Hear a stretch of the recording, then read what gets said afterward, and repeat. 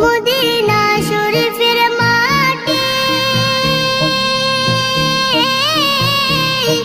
আমার চোখে মুখে বুকে মাখিও। এমন পবিত্র মাটি, এমন পবিত্র মাটি আমার নবীর রওজায়। তোমরা যদি যাও গো মদিনায়, তোমরা যদি যাও গো মদিনায়। ইয়া রাসূলুল্লাহ, ইয়া হাবিবাল্লাহ, ইয়া রাসূলুল্লাহ, ইয়া হাবিবাল্লাহ। মদিনা শরীফের মাঝে বেহেশতের বাগান আছে ও।